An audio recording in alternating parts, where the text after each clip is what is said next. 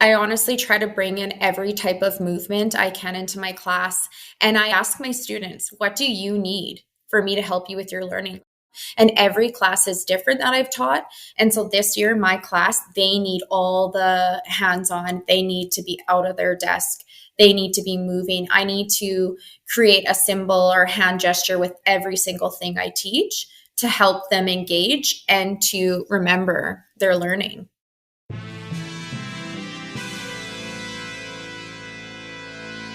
Thomas Edison, Richard Branson, John F. Kennedy, Mozart, Michael Jordan, Will Smith. That sounds like a list of highly successful titans in a variety of vocations. Why is it that we rarely hear that they have or had ADHD? And you know what we hear even less about? Serena Williams, Emma Watson, Mel Robbins, Whoopi Goldberg, Agatha Christie, Erin Brockovich, Cher. Yeah, the successful women navigating ADHD. And that's exactly why I started this podcast, ADHD for Smartass Women.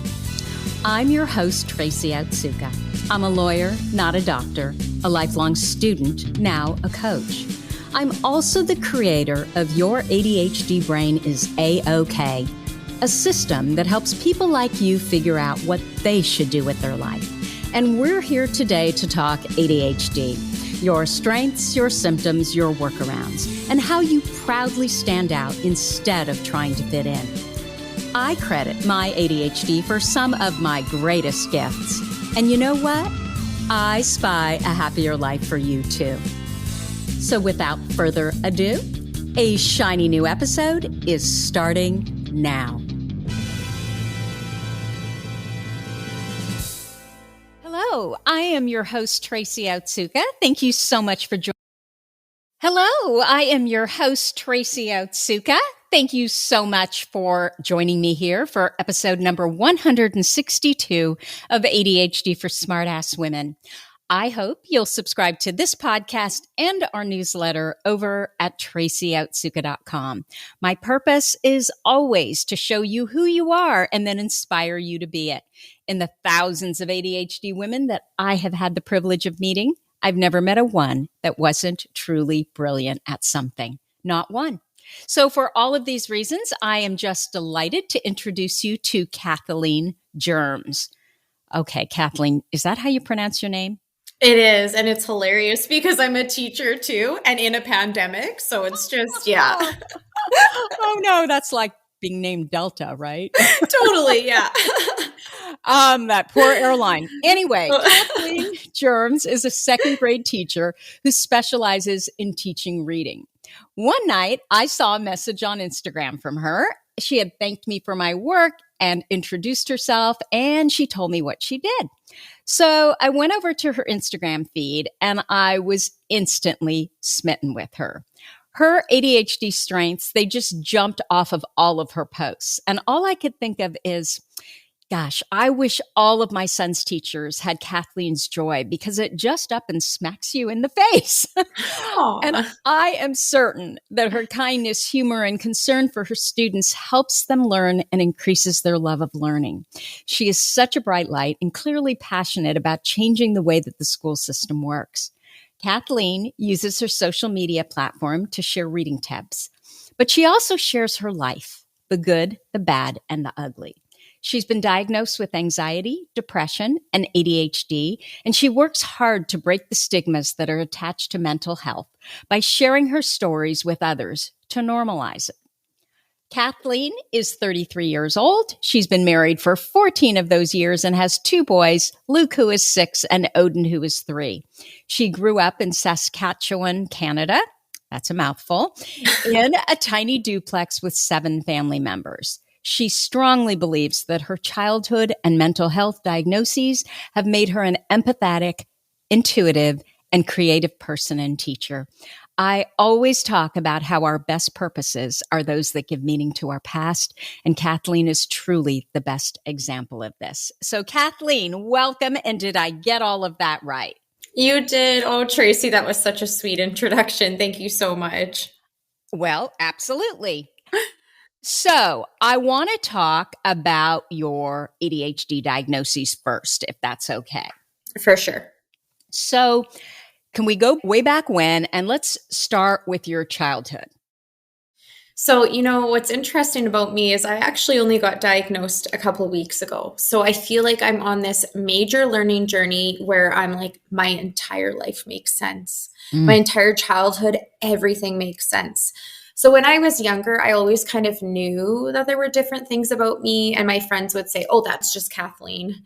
And now I'm like, nope, that was actually my ADHD. Yes, I'm silly and I have weird tendencies and things like that. But, the excessive talking, interrupting, the forgetting and losing everything, the fact that I had to study way harder than all of my friends to remember anything, the empathy I had for others. I was so hyper focused on how everyone felt that I could read a room as soon as I walked into it. I'm like, that person's sad, that person's happy. And just so many things, biting my nails constantly. Oh my goodness. The anxiety that came along with the fact that I could never stop my brain. It's just running a million miles an hour. So you said that you were a family of 7. Mm-hmm. So I'm curious if your siblings experience the same symptoms. I would say that 4 out of the 5 of my siblings would have ADHD. One is diagnosed. The other 2, I would say 1,000% have ADHD. And what about your parents? Possibly one parent, but not the other. The excessive talking, the forgetfulness, all of that comes with it. I would say one parent for sure. So were you shamed for your ADHD, or were your parents pretty good about, well, obviously they didn't know you had ADHD, but, were they pretty good about just your behavior and what Kathleen was like? I mean, I would say it's really hard for me to say because I black out a lot of my childhood because it was so traumatic. And that's a really deep question, and I would have to take some time to think about it. I just feel like we were never really accepted in our home and we were constantly shamed for everything. So I don't know if it was specifically because of my ADHD or just because of, the narcissism and stuff that one of my parents exhibited. I just feel like maybe that was their personality towards everybody, shaming everyone. So I don't know if it was specifically because of my ADHD. So I don't know how else to say it, but poor behavior wasn't directed at you specifically. It was just kind of how they dealt with all your siblings, and it sounds like kind of life in general. Yes. So you're a school teacher, so that must mean, okay, wait, let's back up a little bit. So Talk to me about, it sounds like there was a lot going on in your family home. What about at school? How was school for you? I was very social, so I had a lot of friends. But sitting in class, I remember it was really, really hard to focus. My teachers would have no idea that I couldn't focus. I could sit and stare at them, but I was thinking of every other thing. I could never retain what someone was teaching me. I'd always have to go home and read it over again, like quite a few times.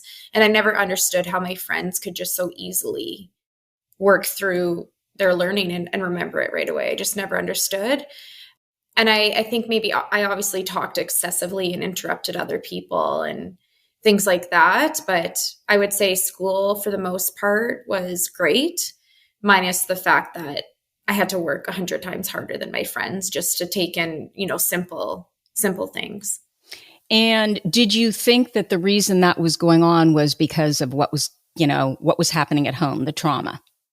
Yeah, I thought the trauma was part of it. I thought that maybe I just wasn't as smart. I didn't really understand. And did you tell your friends? No. So I didn't, no. So did your friends know about what was going on at home? Some of my friends did. I would say my closest friends knew and they were scared. It was my dad who was the abuser and my friends were scared of him. They felt uncomfortable around him. And I mean, it was My dad is very charismatic. He can really hide the type of person he is. So when you first meet him, he can easily manipulate you and everyone would think he's kind. So it was only my closest friends who knew, because that's when my dad would show his true colors. Okay. So you were able to keep up in school then? Well, let's back up one second. Have you been diagnosed with inattentive or combined? You must be combined type because you have so much energy and Yeah, I would say that I'm combined. My doctor did an assessment on me, and that's how we went that route. I didn't go through a psychologist and do that whole intensive thing that one of my other siblings did, but my doctor just said, yeah, you're high up on the ADHD.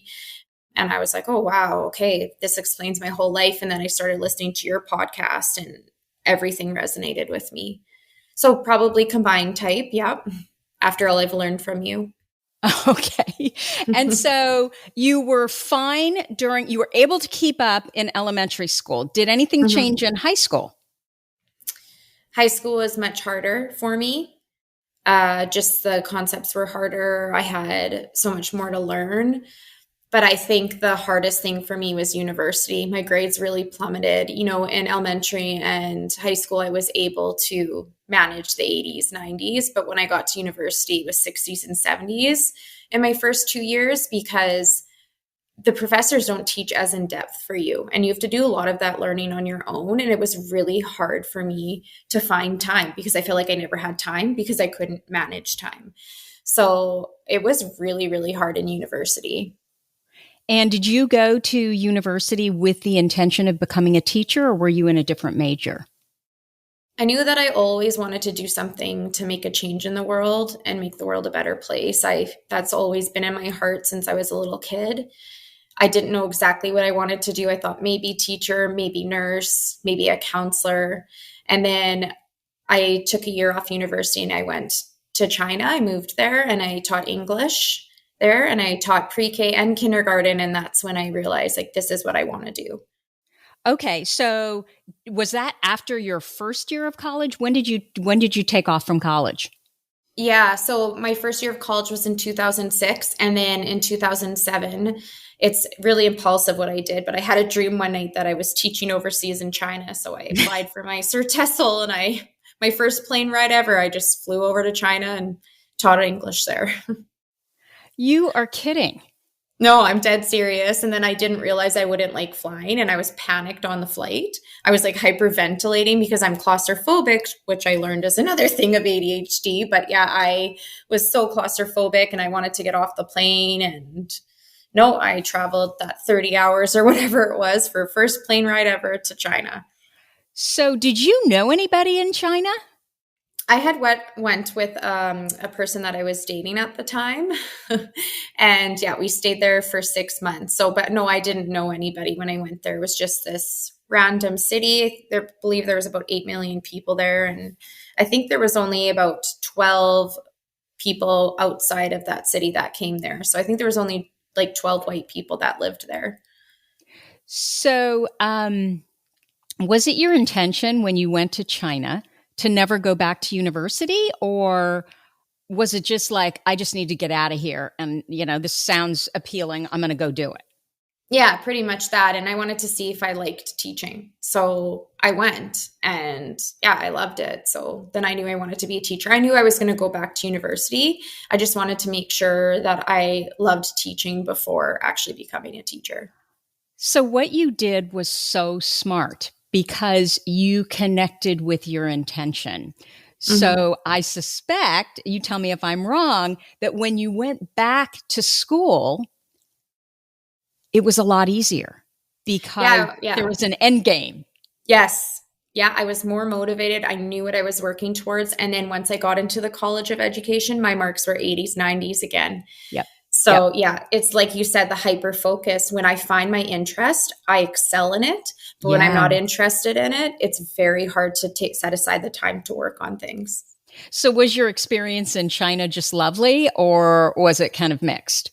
Oh my goodness. I feel like we could do another podcast on this. It was great. I had a lot of culture shock, like the bed was just wood. It was just a piece of wood. That was culture shock for me at age 18. And then how you would shower onto the ground right beside the toilet. Like the shower was right beside the toilet. That was different for me. And how there was like, where I was, there was like no toilet. So you just like go to the bathroom in a hole wherever you go. And there's like no toilet paper. So you have to bring toilet paper with you in your purse. So there's some culture shock, but overall a good experience until the end. I actually had a situation where 4 men tried to kidnap me on my way home from supper. Oh. And yeah, it was horrific. I couldn't sleep for about a year. It was the most awful experience ever. And so what was the deal? They tried to kidnap you because they were going to try to ransom you? Yeah. So my mom actually had come down to visit me in China, and we went for pizza. It was 6 p.m. at night when we were leaving the pizza place, and we were walking past all these stores, and some men came running out of the store. There was 4 of them, and they started to chase us. And so my mom just held my hand and we started running. And she said, if they want your purse, just give it to them. Because we didn't know why they were chasing us. And then we realized there was a cab driver driving beside us as well. And the men were trying to take me from my mom and throw me in the cab. Oh, so the cabbie was in on it as well. Yeah. Mm-hmm. Oh my gosh. But you ended up being okay. They never got you. No, like my mom and I fought these men. We fought them off and we ran from them and we basically outran them. That's how we got away. Oh my gosh. I am so sorry. And did they ever catch them? No, like it's just where I was very corrupt. Like we outran them, and then we ended up running into some police officers. And we asked them to help us, and they had told us to get into the car. But my mom was like, no, I'd rather you get us a cab and like take us home. But they didn't really speak that much English. And the one man was still following us, and he tried to even grab me in front of the cops, but they didn't do anything. Oh, Kathleen, that is absolutely terrifying. That's not something that I would have expected in China. Yeah, no, I think, I mean, when you're in the more difficult areas, in China, there's definitely not as much freedom as there's in Canada, you know, in different parts. I wouldn't say that's as China as a whole. Like, I mean, China's a beautiful place, and I would never want to put that label on China. It's just in the area I was in, I saw a lot of things happen that were definitely not okay. And since this happened to you, have you talked to other people who've had similar experiences? I mean, only like 1 or 2 people through social media, but no, I don't know anyone personally who's had anything like that happen. Wow. Oh my gosh. I'm so sorry. And I'm so obviously so happy that you're safe and they weren't successful. And hopefully someone has, karma, if nothing else. Yes. Yeah. So you came back from China, had a really good experience in that you now knew I'm destined to be a teacher. This is my area of interest and I'm so good at it. Mm-hmm. So college got a heck of a lot easier. Yeah. You said your grades went up too, right? Yeah, a lot. And I graduated with honors. Okay. And when did you graduate? 2011. Oh my gosh, you're such a baby. So anyway, congratulations. Thank you. So what has changed since you were diagnosed? I feel like it's been honestly one of the most positive changes in my life. It's like I know exactly who I am. And, I thought I knew who I was my whole life, but now that I've done so much research and now that I've learned about ADHD in women, I make sense. And I don't feel guilt or shame as much about myself anymore. The fact that I would lose things all the time, or how disorganized I was, or how I wasn't a super clean or neat person. I carried a lot of shame around that for a long time. And I remember my husband and I used to bicker about that so much because he's like, why can't you just keep the room clean? And I'm thinking in my head, I'm trying so hard. I feel like I'm cleaning all day. Mm-hmm. But now I understand. And now I know my brain is always working 1,000,000 miles an hour. And if I just focus on one thing as best I can and ignore the rest as best I can get more things done. I'm feeling less overwhelmed now just because I'm learning how my brain works. And I'm feeling like, I don't know, I'm just me and it's okay to be me. And there's a lot of people who will understand me who have ADHD. And I don't know, it's been really positive. And I also did start medication. In that same day, I started medication. I know I'm really lucky that it works for me, but I remember crying at the end of the day because I couldn't believe how clear life was to me. Like my brain was quiet. Wow. Yeah, I couldn't believe it. What Because are I've you been on? on, pardon me? What are you on? I started Concerta. And was it the first medication and it just worked? Or did you have to go through, a panoply of them? Is that even a word? Yeah, I don't know, but I like it. I think it should be a word if it's not. It was the first one I tried. And so the first day was like incredible. And the second day was incredible. But on the third and fourth and fifth and sixth days, I was getting headaches from it. And I'm a big migraine sufferer, but Yep. I started a new migraine medication 3 months ago and I haven't had one since. So I knew this was from the medication. So I think it was a mixture of the medication and me not drinking water. I've heard that you have to drink a lot of water when you are on ADHD medication. So I upped my water a lot and the headaches have subsided. But I feel like the first few days of the medication, I saw the biggest difference and now it's just kind of stabilized. So tell me what's different on medication. My brain is quiet. I am able to focus on one thing at a time. I have been getting more things done in this past 2 weeks than I have in probably the past year. Oh, I used to avoid things so much. And now I'm like, okay, I can just do this one thing right now and I'll get that done. And I feel less overwhelmed. Like I know I'll have time to manage and get things done because now I know how to manage my time a bit more. And also my anxiety is almost completely gone. So I'm also wondering too, I know I struggle with anxiety, but was a lot of that because of my ADHD and the fact that I could never rest. I've never been able to sit and watch a movie, but now that I'm on medication, I can sit and watch the movie and I don't think about 100 things. I maybe think about one or two other things. so do you have any side effects from the medication, or it's just been all positive?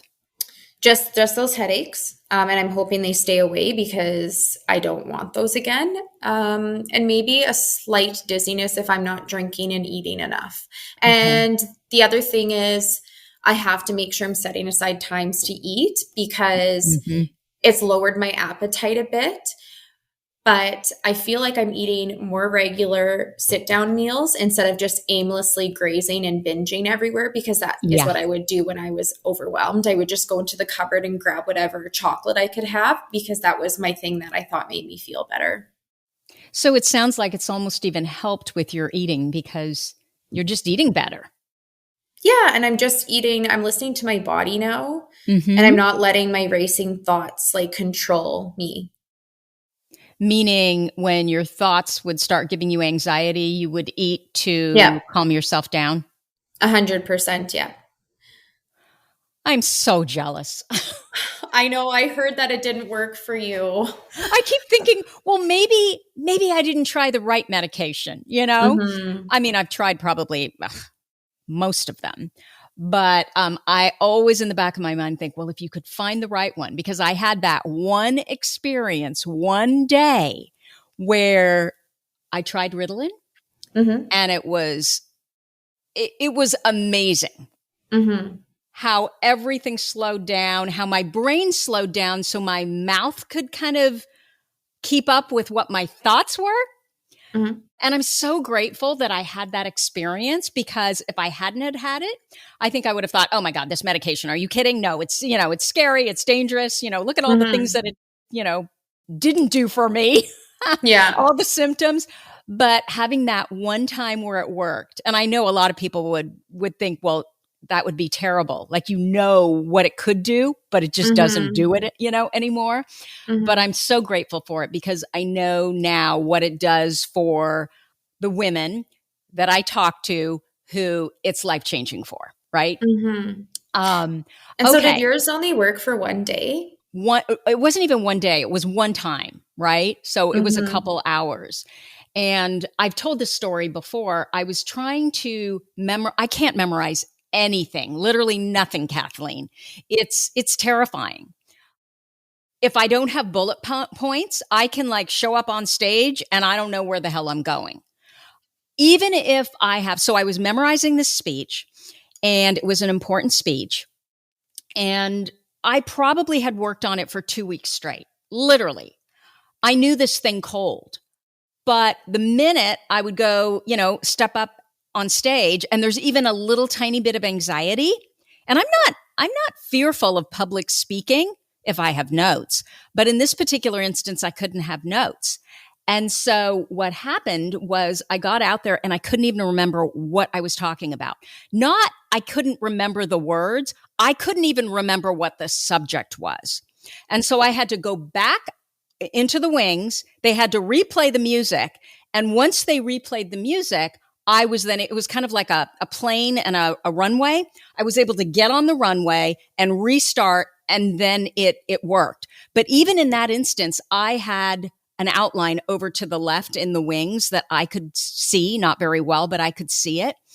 And so that's what with the medication, I've always thought that, well, if I could memorize anything when I was a teenager. It wasn't until 13. So just when I was a teenager, because I used to be the lead in all the plays, and it wasn't just English speaking plays, it was German speaking plays. So I totally was able to do it in the past. But once I hit 13, I was no longer able to memorize anything. So, we know that with hormones and how hormones, especially estrogen, affects dopamine, that must be what's going on. So I've tried everything from hormone therapy to all the different stimulant medication to other ADHD medication. But that one time with the Ritalin, I was in my car and I could go through my speech. I think I went through it 5 times and did not miss a beat. Mm-hmm. So that's always what I'm aspiring to. Like, there must be some way that I can get back to that. So I'm jealous. Mm-hmm. And so sorry, one more question. Did it stop working like for you the next day? Like, yeah. And so it just didn't work? Because I do find that mine works really well the first 2 days and not as well. So I don't know if that's a dosage thing or like what.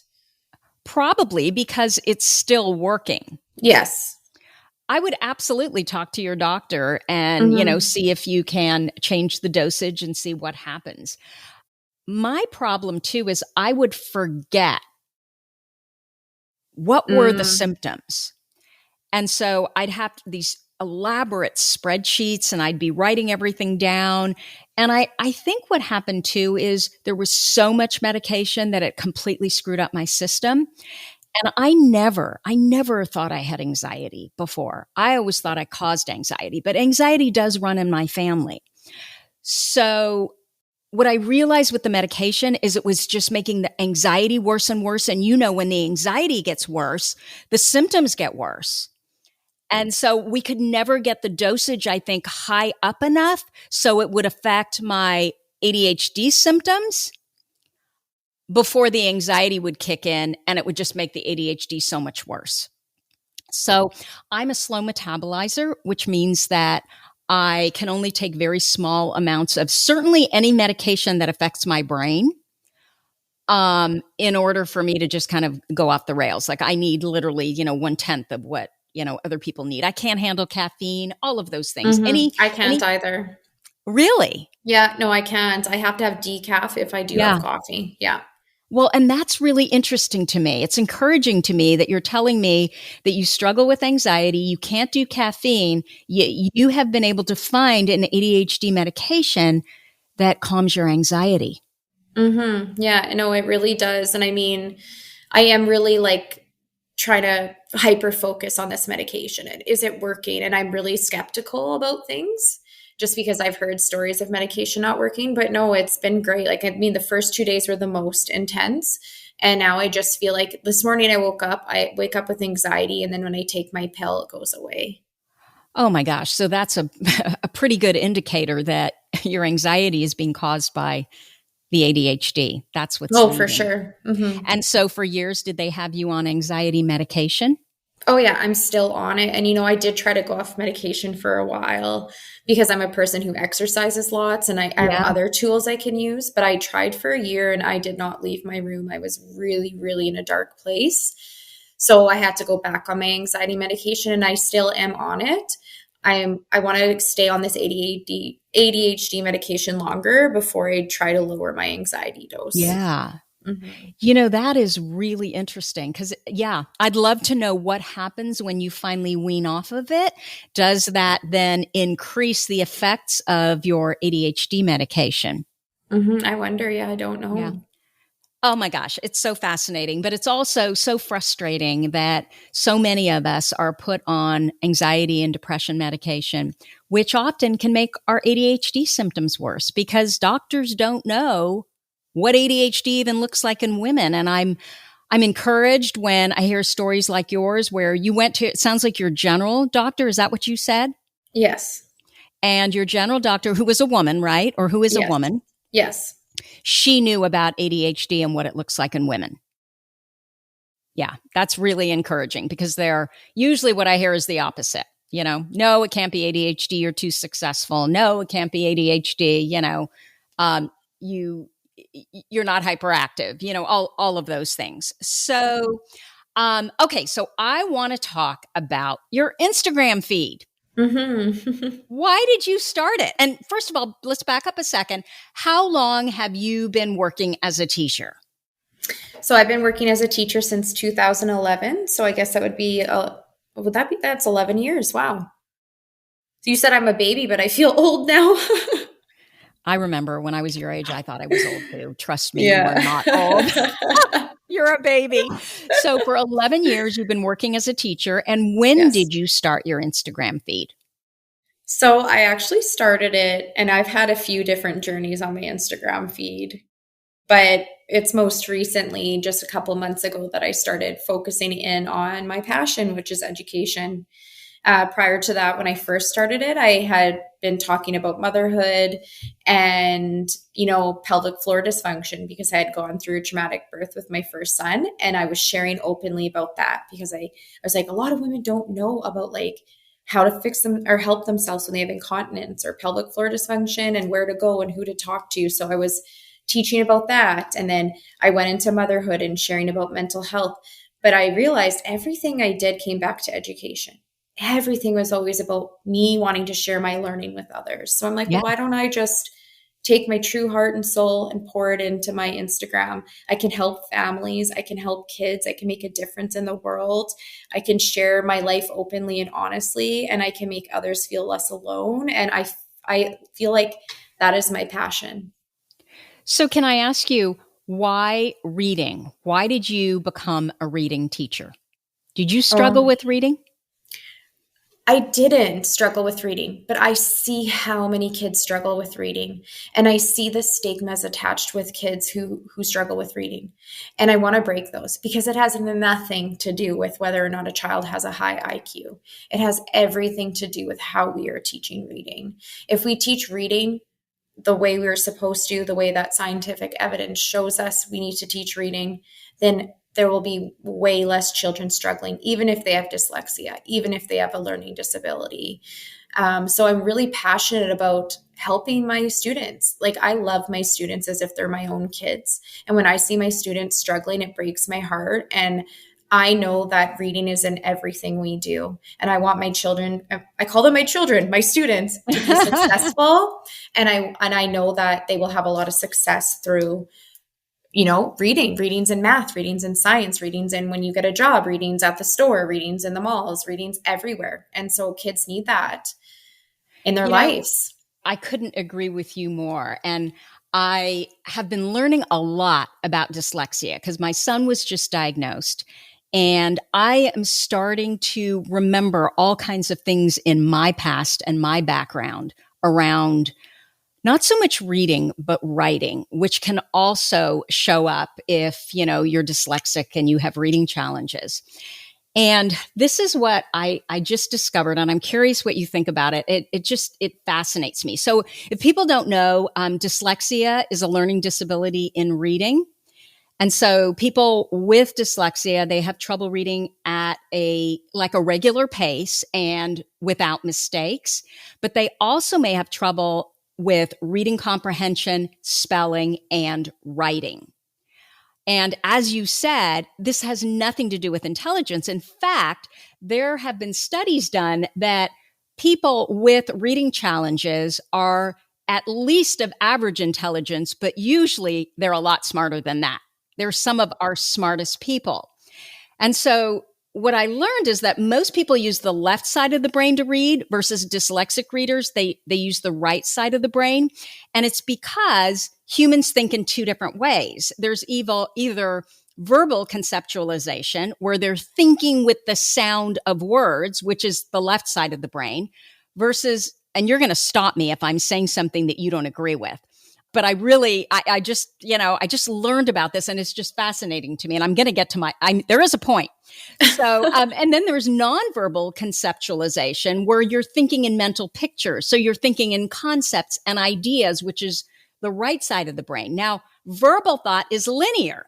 It follows the structure of language. So a person will, they'll put a sentence together in their brain, one word at a time, and it occurs at the same speed of speech. Versus verbal thought, which, those with dyslexia, and apparently, I'm trying to remember what the number is, 60% of people who have ADHD also have dyslexia. So the nonverbal thought is much faster, and it's subliminal or unconscious. So it happens so fast that you're not even aware of it when you do it. And so it makes sense to me that dyslexic brains would struggle because they think in mental pictures. But this is the thing that just floored me when I read this. And it makes so much sense. Reading is basically a social construct. We didn't appear on this earth and know how to read.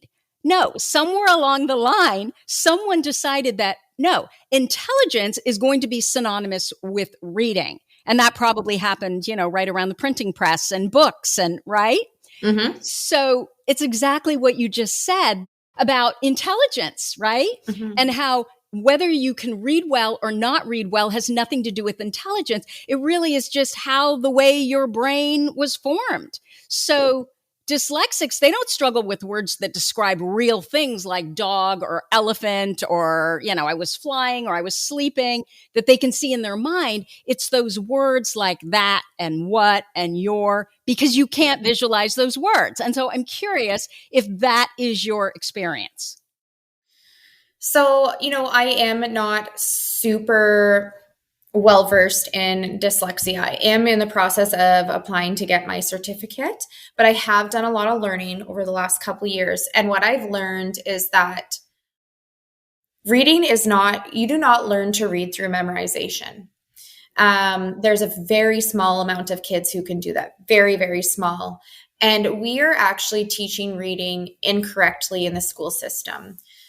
So the biggest piece we are missing is reading with our eyes closed. And I know that sounds crazy, but it's listening to the sounds and being able to take letters away from sounds and tell you what those things are, and rhyming and alliteration and clapping out syllables. We miss that piece. And how I explain it is like this. People, like parents and teachers, will teach their students their letter sounds. And then they think the next step automatically is, let's show them these letters on paper. But we're missing a crucial step. And that crucial step is kids need to be able to put sounds together orally before they can on paper. So if I said to a child, listen to my sounds, I need you to tell me what word this is. And I say, at, they should be able to say cat orally. And most kids can't. They have to be taught that skill so that when they have a piece of paper in front of them, they know how to do that on paper. And it's the same thing like this. When we teach students math, we teach them their numbers. And we don't just automatically say to them, here, figure out how to add and subtract on your own. But that's what we're doing with reading. We're just giving them a piece of paper and saying, figure it out. We're not teaching them how to put it together. Just like in math, we have to teach kids how to add and how to subtract and how to put those numbers together. But we're missing that in reading. We're not teaching kids how to put those sounds together orally. We're just giving them a piece of paper and saying, figure it out on your own. But if we do that oral piece, it actually will help prevent almost all reading difficulties, even in children with dyslexia. Wow. Well, and I think that's even what Orton Gillingham does, right? This multisensory approach. And I know when I was on your Instagram feed, what I love so much is how you use this multisensory approach. So for example, I saw that you were trying to teach kids the word gratefully. And so you would use prayer hands. Accepted, you made a hugging motion. Raced, you moved your arms and legs really fast. So you're using kind of like all the senses, where Mhm. they see it, I guess they feel it because they're doing it, right? They see it, they hear it. What's the other one? What about touch? Yeah, yeah, we do that lots too. I honestly try to bring in every type of movement I can into my class. And I ask my students, what do you need for me to help you with your learning? Like I ask them, they are the ones I need to learn from. And every class is different that I've taught. And so this year, my class, they need all the hands-on. They need to be out of their desk. They need to be moving. I need to create a symbol or hand gesture with every single thing I teach to help them engage and to remember their learning. That makes all the sense in the world to me. And I just love the energy that you bring to teaching. And what you were just saying, I saw on your Instagram feed where you're basically asking the kids, what do you need? Because they know better, right? Mm-hmm. They can tell you, oh, that's working versus no, that isn't working. And usually the sitting in a row in your seat, I mean, that might work for what percentage of kids do you think? Just listening. Oh my goodness. Like out of my class, I say there's 5 kids that can do that Wow. out of the 24. Yeah, 5. I I just think also, our education system is so backwards. I mean, even as an adult, who wants to sit all day? Like, who wants to sit all day and listen to things that they're not fully interested in? Like, that's why I always think I want my kids to be engaged in learning. I want them to love learning. So I need to ask them what I can do better to help them love learning. I mean, I think about when I've worked for certain bosses, I just wish they would have asked me what I needed. I just wish they would have, appreciated me enough to be like, what do you need? And truly listen and then create changes. I just want my students to feel empowered and valued. And like, I mean, when my students leave my classroom, the same comment I get from every parent is, wow, you really helped my child develop confidence and build their self-esteem. Like, thank you. Like, and I stay in touch with my students and students I taught 8 years ago, I still visit with them now. Oh, I just absolutely love that. So you're in Canada. I'm Yes. curious, are you the norm there teaching reading or, No, okay, so the no. other teachers are like, what is she doing? I don't know if they think, what am I doing? I think people are starting to catch on, a lot of people, but I think at first, a lot of people were like, what is this? I know that some of the things I do are still not looked highly upon. Like, I do not agree with memorizing spelling words. I do not agree with giving kids random spelling tests. I don't agree with any of that. Kids forget these spelling words 2 weeks later. It's so much pressure on them. If they learn the word walk, well, that they'll remember it for 2 weeks and forget it. But if you teach them the patterns and you teach them the sounds, they can translate that learning to hundreds of words, hundreds on their own independently. So I feel like I'm still on my own in that more so. Just certain things I do where I'm very not following the old school things. And so is your administration really good about that? Do they, support what you're doing or do they get frustrated with you?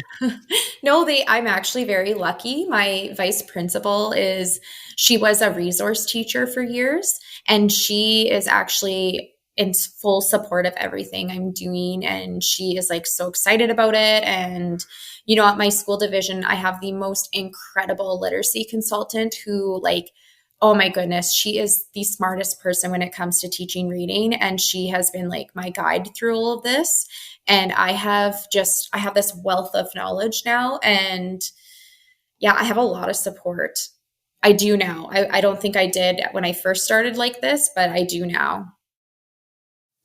I also noticed the other day that you created a lesson where you were talking about mental health with your students.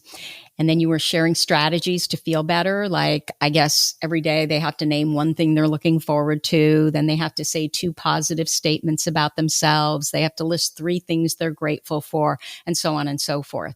So what made you do that?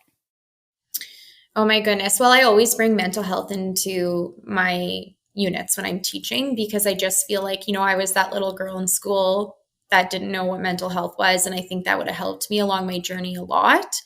It would have just made me feel open about talking about my struggles. And I just feel like it would have made a difference in my life. And I feel like there's such a stigma with mental health still, that if I can work with my students at a young age to help them talk about their feelings and, to teach them that if they need to see a counselor, it's okay, to break those stigmas, then I want to make a difference in their lives, not just for this year, but for lifelong.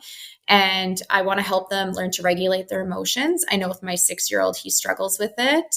And so I know how much he listens to his teacher about things. So I'm like, well, why don't I bring this positive part into their life and help them really regulate their emotions and, build their self-esteem too, because they also have to list things they love about themselves too.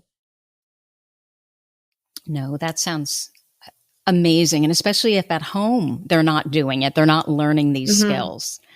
So I am curious, what is it about you and your ADHD that makes you so good at what you do?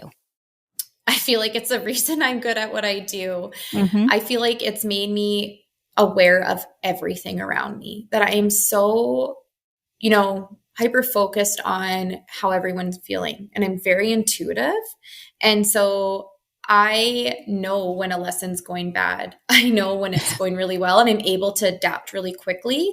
I also think with my ADHD, I can gather quick thoughts easily. Like I don't stop talking. So I'm engaging my students. And I'm also moving a lot. I'm getting in there and I'm using action, and I have these hyper tendencies, and I can be really silly and goofy and dance around, and I'm kind of animated when I teach. And I feel like that gives me a strength. And I feel like too with my ADHD, it's really helped me think about how others feel and focus on how do I need to teach this in a way that they will understand. I don't know. I feel like now that I'm learning about ADHD, it's pretty much the reason why I'm like such an excellent teacher. Well, and I love that you can say that you recognize how good you are. One of the things you've said a couple times is you talk a lot. And this is my observation, and I just want to offer it to you. You don't. You have amazing guardrails around how you deliver information. You're not all over the place. So I think that you talk the perfect amount.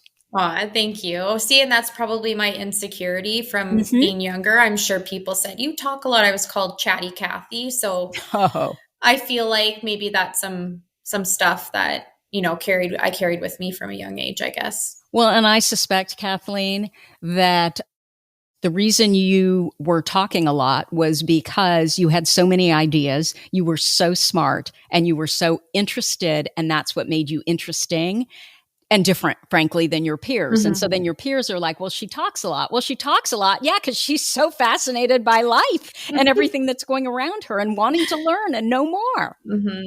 Yeah, it's true. And it's funny because I'm always researching and learning. And my husband's like, oh my gosh, what are you researching now? I'm like, did you know this? Like, it's like, I just feel like I need to learn every day, and I need to learn so much, and there's not enough time, and I need to share my learning. So there's one question that I didn't ask you, but I bet you there are people, women listening, who are thinking, I want to know about this. Did you get therapy for your trauma? So did you address that? Yes. So at age 15, I went through a really dark place. I was really suicidal. There's just so much trauma in my house. Like the things I went through, like the mental, the physical, there's so much abuse. And oh my goodness, I just remember when I was 15, I'm like, I can't live like this anymore. I don't want to end up, having a family in an environment like this. I want to be different. I don't want to live like this anymore. So I started counseling at age 15, and actually I still see the same counselor. So I'm 33 now. So it's been years that I've been going to therapy, and I go consistently all the time. I'm open about it. I love counseling. I wish I could go every week. It's been the greatest thing for my trauma, and it's really helped me learn to love myself and accept that it's okay to be happy. I remember when I first left home, anytime I was just like around people who were happy, I felt so uncomfortable. It was like I only felt normal in chaos because that's all I knew.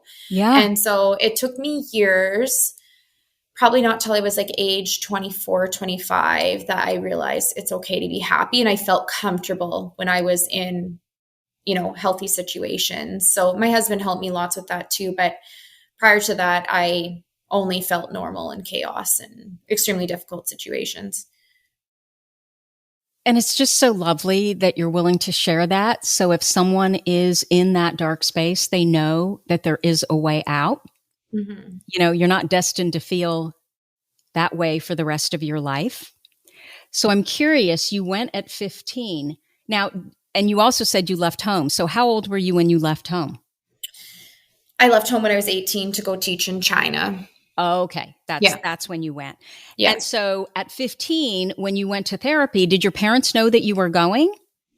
Yeah. So I just have such a complicated history. My mom did help me find a therapist. Oh my goodness. My parents deny what happened to us as kids. Like, I think they themselves believe it too. So it's like, they just completely deny what happened to us as kids and say we all made it up, but there's 5 of us and we all have the same memories. Yeah. Yeah.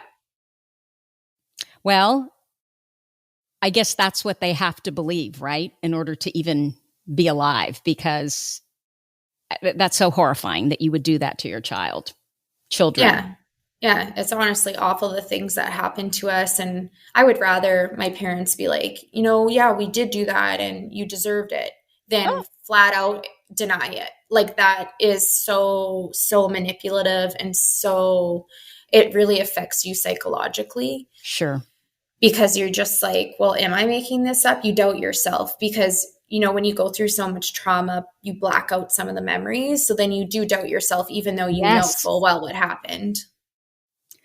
Yet your mother saw that there was a real problem, and she's the one who said you need to go to therapy.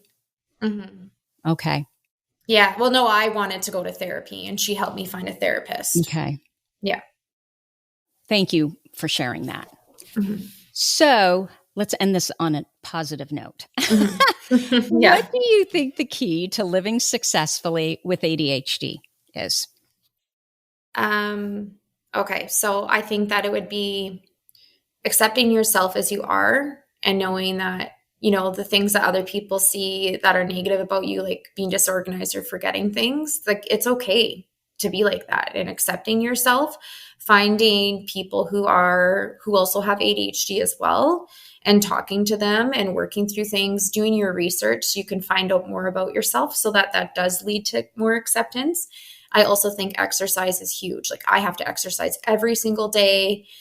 I would suggest everyone listen to your podcast, because some of the things you said, where you say to set one goal a week, that has helped me so much. Just, your tips and tricks on how to manage life with ADHD has been like immensely helpful. And, knowing that there's nothing wrong with you if you do have ADHD, and talking openly about it is so freeing. And you find that a lot of other people are going through the same thing. Do you have friends now that have come out of the woodwork and, you're all ADHD? Well, one of my best friends, I'm certain is, and she thinks she is too. And another one of my best friends too, but they haven't been diagnosed yet. But I do have some friends, like acquaintance friends, that do have ADHD. And yeah, so they all got diagnosed as adult women. Wonderful. So Kathleen, are you working on something that you want to tell us about? Just anything in general? Yeah. Or can people, if people want to know more about what you do and connect with you, where should they do that? So either thing. Yeah. So just to my Instagram, Kathleen Germs. I share so much there. My feed is mainly focused on teaching stuff that I do and reading tips and anything I do teaching wise, tips for parents and teachers. But my stories, I try to, just share my daily life, honest motherhood, mental health struggles. I'm also really passionate about sharing issues in regards to people who are experiencing homelessness or poverty or, racism, all that type of stuff. I like to share my learning in my stories too. So yeah, you can definitely go to my Instagram. Okay, so that's going to be in the show notes. Kathleen, you are such a bright light, and I just want to thank you so much for spending time with us here today. Thank you so much, Tracy. I love talking to you. Also, you have a great presenting voice. Well, thank you really do. So I've got a podcast. So I guess it all fits, right? It does. Oh, yeah. You were born to have a podcast with that voice. Well, thank you so much. And You're that welcome. is what I have for you all for this week. So if you like this episode with Kathleen, please let us know by leaving a review. Our goal is to change the conversation around ADHD, helping as many women as we possibly can learn how their ADHD brains work so that they too may discover their amazing strengths. And you know what? Your reviews really help. As always, you're listening to ADHD for Smartass Women. Come join me over at tracyotsuka.com. Thank you so much for listening, and I'll see you here next week. You've been listening to the ADHD for Smartass Women podcast. I'm your host, Tracy Otsuka, and we're available on iTunes, Stitcher, Spotify, and Google Podcasts. Not coincidentally, ADHD for Smartass Women, it's also the name of our free Facebook group. We're a totally smartass community of successful, ambitious women who share our ADHD wins, questions, and workarounds. Join us at tracyotsuka.com, where you can also find more information on our Your ADHD Brain is A-OK system. I spy a happier life for us, and I'll see you again next week.